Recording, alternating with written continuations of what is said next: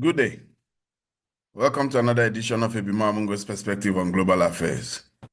Before I continue, I urge you to please press the like button. And if you're new to my show, I also urge you to subscribe. The peace process is gathering storm. It's gathering pace. Ukraine is moving towards peace. At least that's what it seems like. But the reality is Ukraine moving towards peace willingly, or is peace being forced on Ukraine? Is it that there are some circumstances, some unseen events that may be prompting Ukraine to move towards peace? Because it doesn't seem like Ukraine wants peace. If you ask me, after all, it's a Mamungo's perspective on global affairs, I sincerely think that Ukraine would like to continue to fight this war. But President Trump seems to be a very dogged customer. We should know that President Trump is one that has won many political victories. He may have been a businessman for the large part of his life, but he is now a politician. And this is second iteration as the president of America. He's even more a duplicitous politician. He has learned all the tricks of the trade. He flip-flops. He says something that is not the truth. He uses underhand methods. Of course, he also is using the FBI. Now we hear that the FBI is working hand in hand, or should we say hand in glove, with NABU and SAPU. So it may just be that they found some information that is urging the Ukrainian administration led by President Zelensky to move towards peace.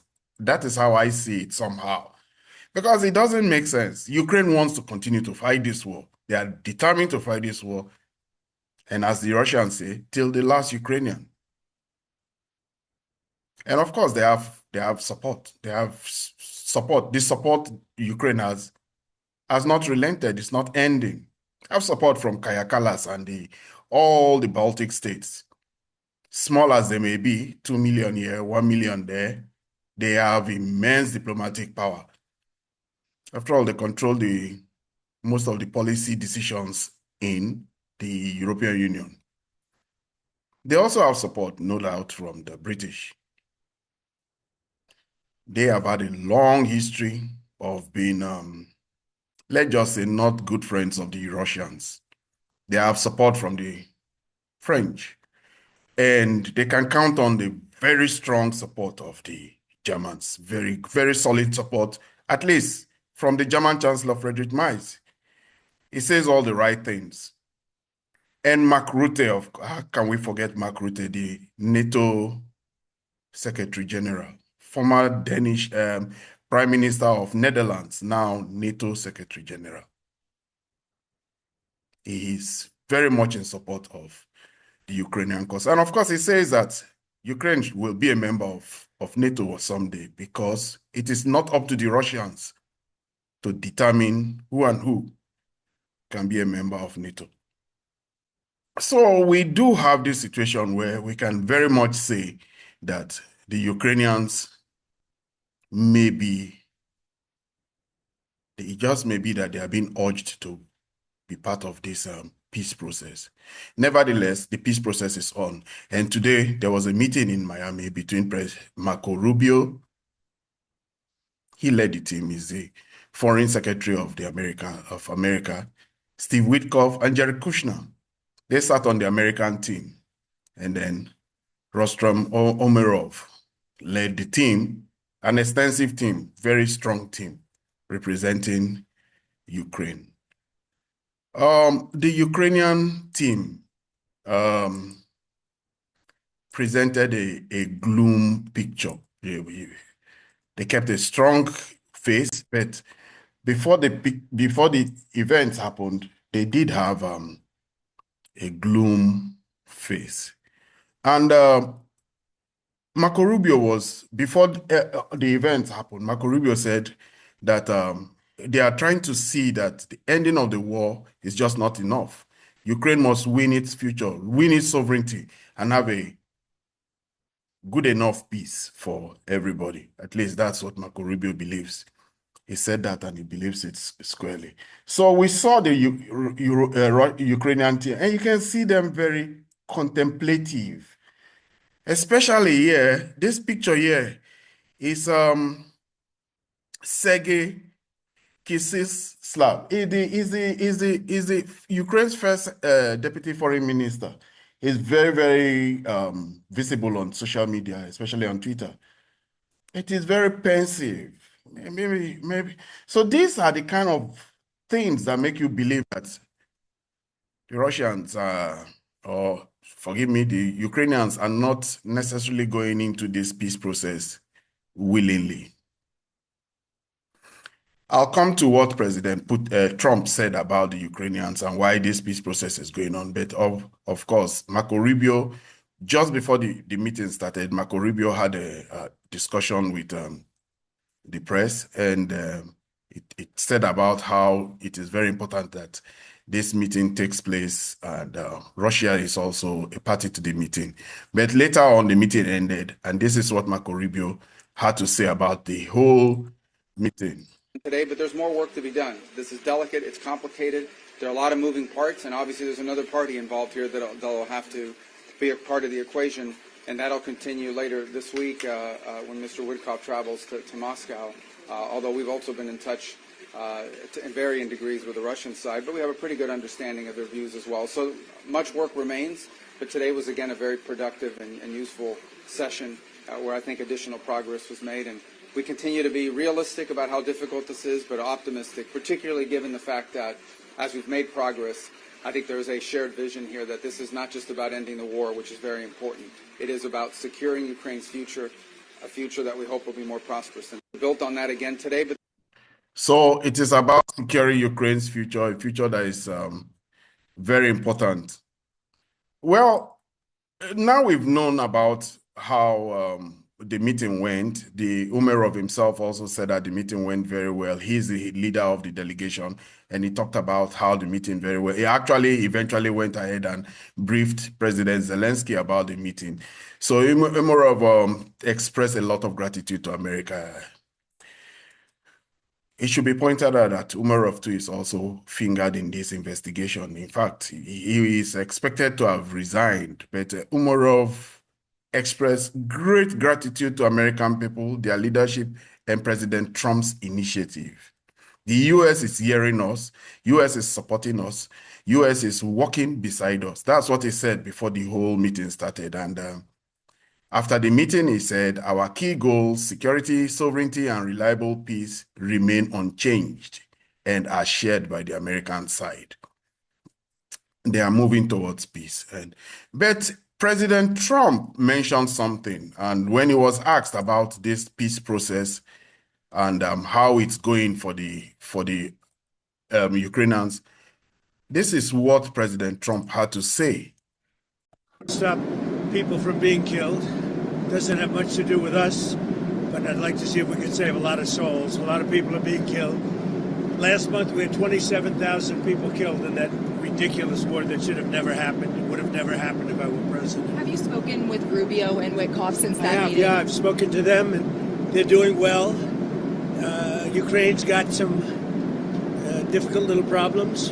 They have some difficult problems, but I think Russia would like to see it end, and I know Ukraine would like to see it end. You just said that Ukraine has a little bit of problems. Well, what are We those have a corruption problems? situation going on, which is not helpful. And is that impeding the peace talks? A little corruption situation, a very little corruption situation. I should point out that this corruption situation has led to the resignation of somebody who has been counted as the most powerful man in Ukraine at several times. That is Andriy Yermak, President Zelensky's very right-hand man. He has had to resign, and this corruption situation is not a little one. It has also led to the resignation of two other ministers, if we remember. Two ministers have also resigned their posts because of this same corruption situation. Anyway, President Zelensky did give a response to this event. This is what he had to say about it.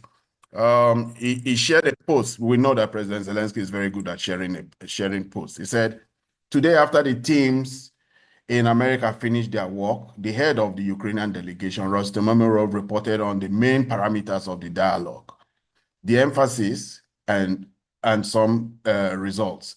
It is important that there is constructiveness in the conversation, and all issues at the meeting were discussed openly and with a focus on ensuring the sovereignty and national interests of Ukraine. Grateful to America, to President Trump's team, and to President personally for the time that is being invested so intensively in determining the steps to end the war. We will continue to work.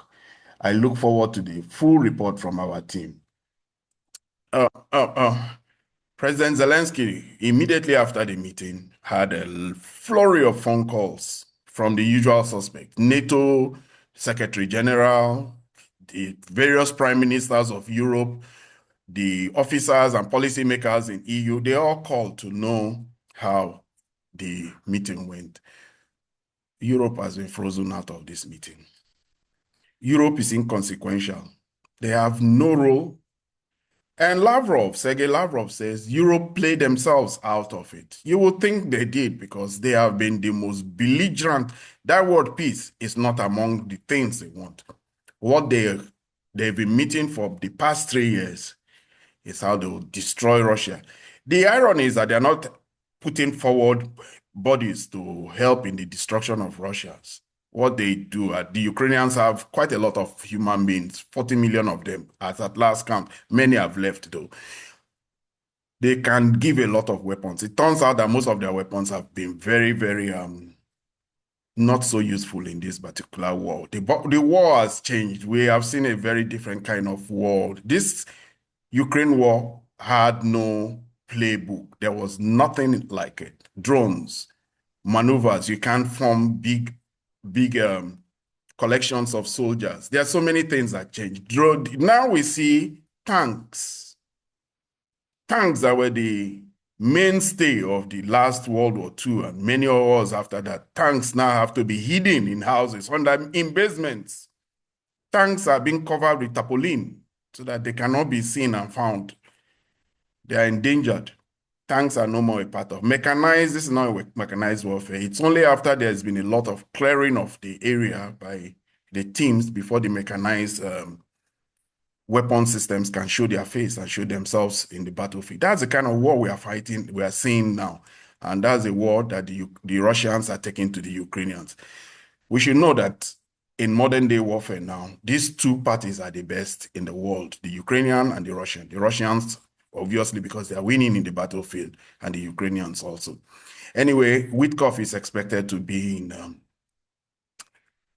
Russia to meet with President Putin, him and his opposite number, Dmitriev, and this time he will be going with Kushner. Kushner has inserted himself into the peace process. At first, it was just Steve Witkoff, and Steve Witkoff was harassed, harangued, and battered by most of the media. If not the media, he was even looked down, and the media and policymakers and all the agencies, military intelligence systems of Europe, no doubt, Britain, MI6. They gave a lot of information to the media that undermined Witkoff. But now Jared Kushner is now in it. Jared Kushner is President Trump's son-in-law. He was very much instrumental in the crafting of the Abraham Accords between Israel and the Arab states. And then he was also very instrumental in,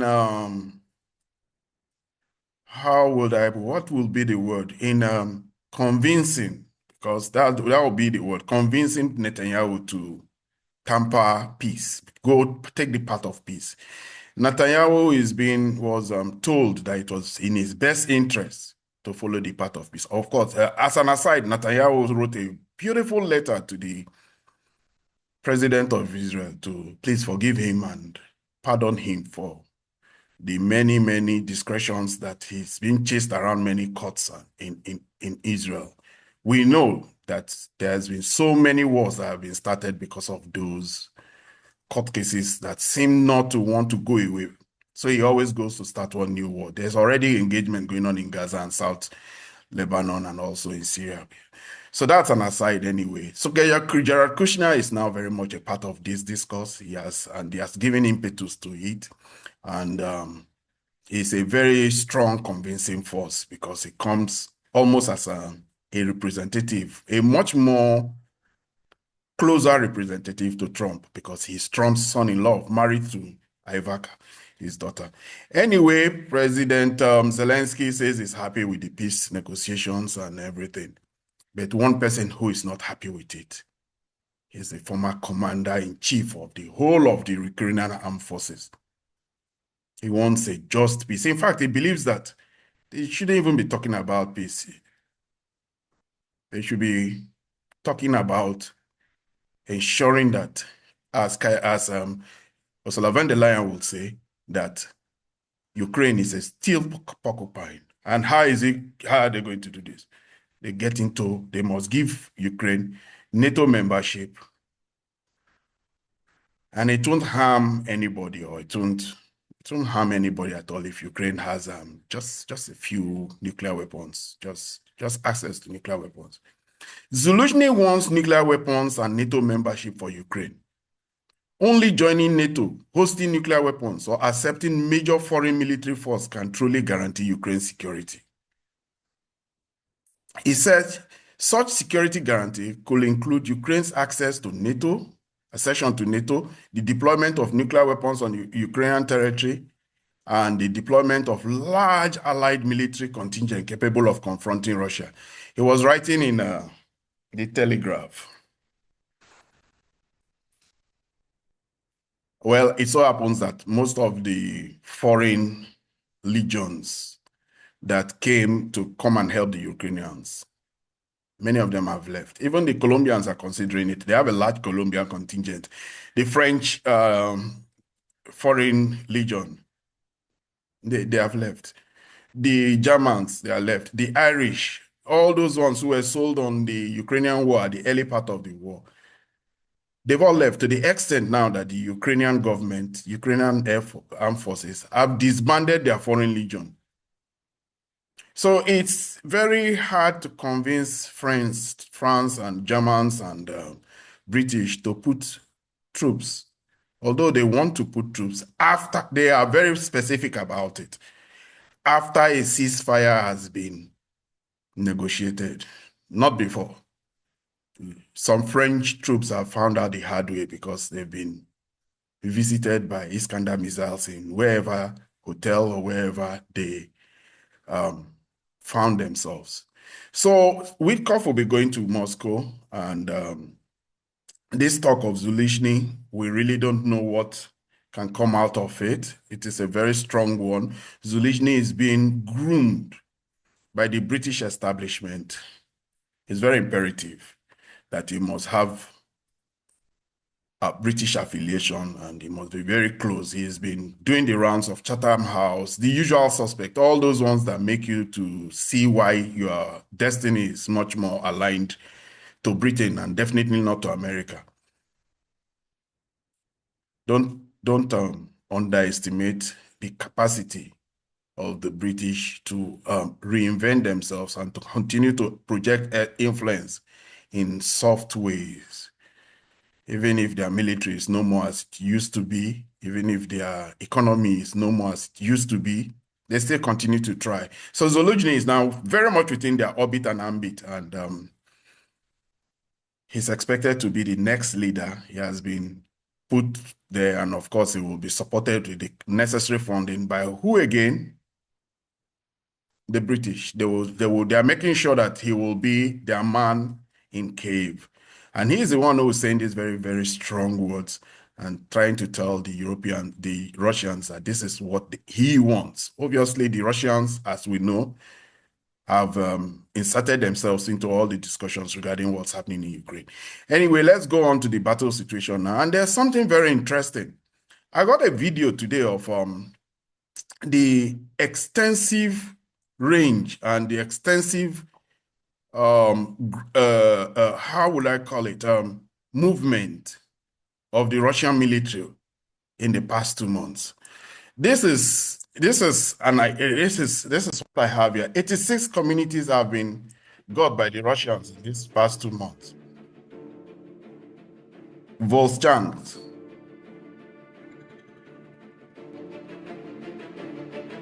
Kupiansk,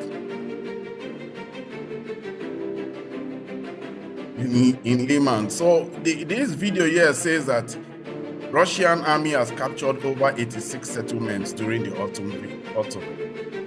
And it's quite astounding and quite astonishing.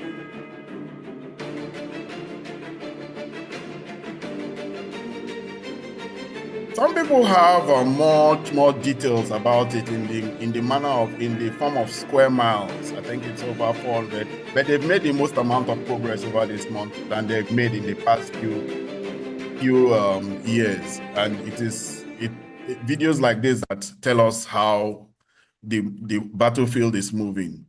Anyway, before I go into it, I just want to put this video also that Zelensky talked about, showed how the Russians have not been kind to the cities of Ukraine.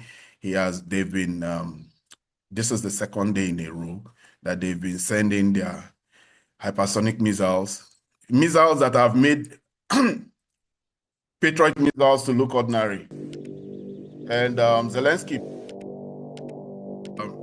this is not a good. They've been harassed by the Russians. They have been. He has choice words for the Russians anyway. He doesn't use nice words for them. And this shows us all the communities that have been attacked by the Russians in the past few days. This is off of President Zelensky's page.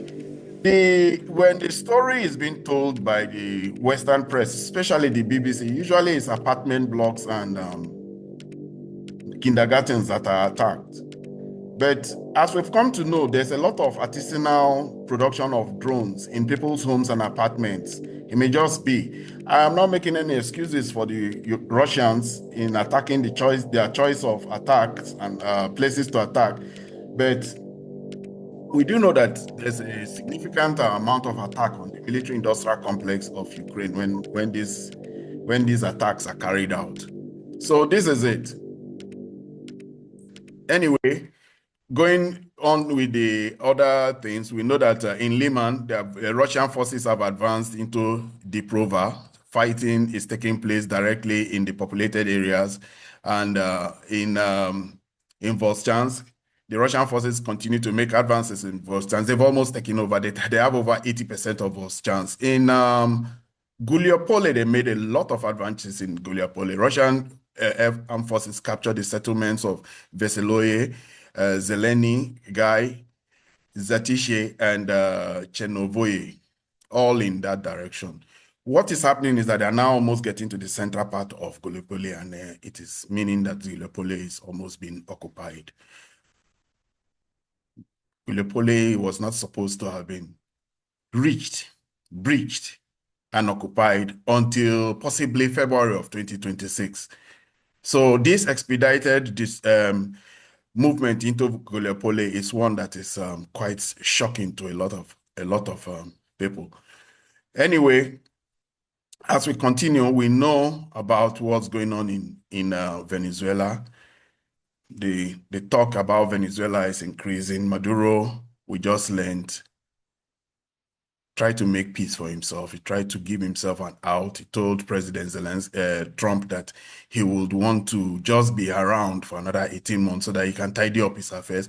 At least that's what some American officials are saying. CNN reported, but President Trump wants him to be out very soon. This is no-fly zone over Caracas and all of Venezuelan territory, is causing disruptions within. Some countries are taking it very seriously, while the others are wary about it. I think there will be a lot of defiance from some of the South American countries, especially Colombia and those ones. There's a movement towards socialist governments. Let's just use the word socialist governments within that neighborhood. And this may be the concern of the Americans. Of course, we should know that America is a capitalist country. Whatever it is, the influence of Russia, China, and Iran maybe having a lot to do with what's going on. But President Trump has said that he's very close to taking a strong decision about what's going on there with Venezuela.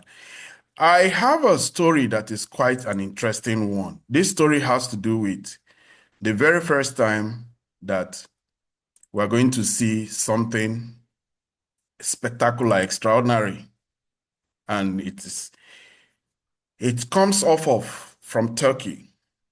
Turkey is a country that has reinvented itself. Turkey was pushed out of a program.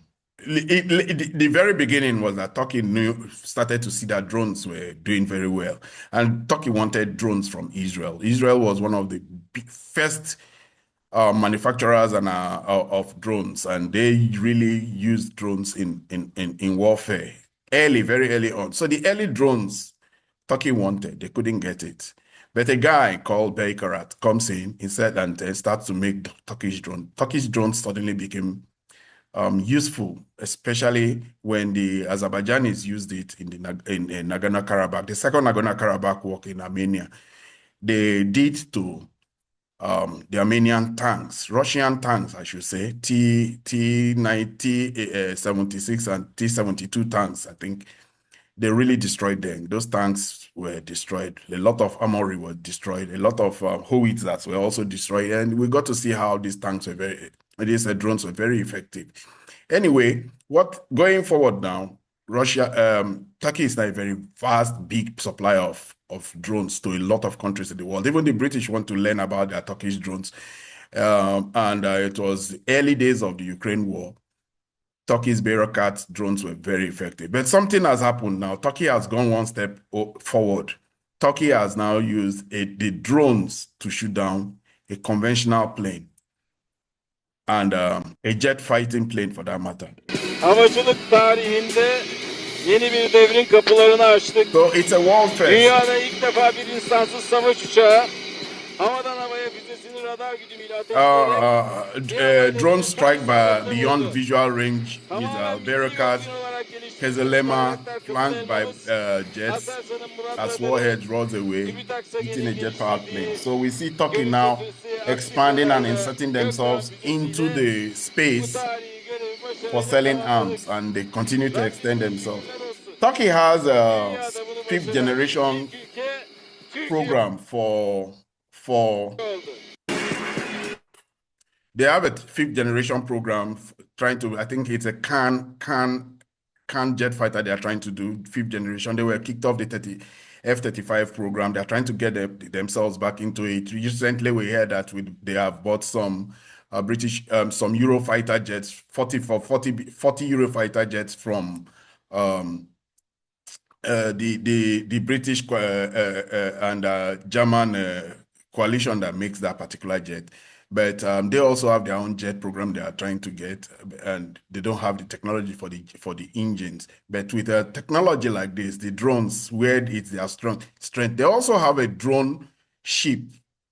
So they are going forward with this drone, and they are telling the world that the drone warfare is the way the world is going. We should already know that drone warfare is what has given kept Ukraine in the fight and given Russia a very serious advantage. And who is the king of drones anyway? They call it low Earth economy there. It's the Chinese. Even though their drones are not being used in the war, it is they who have the most advanced drone systems in the world. Anyway, this is where I end my video for today. If you're new to my channel, please subscribe. If you have any views regarding the opinions I just expressed, please put them in the comment section. Do well to like and share. Until my next video, you have a great day.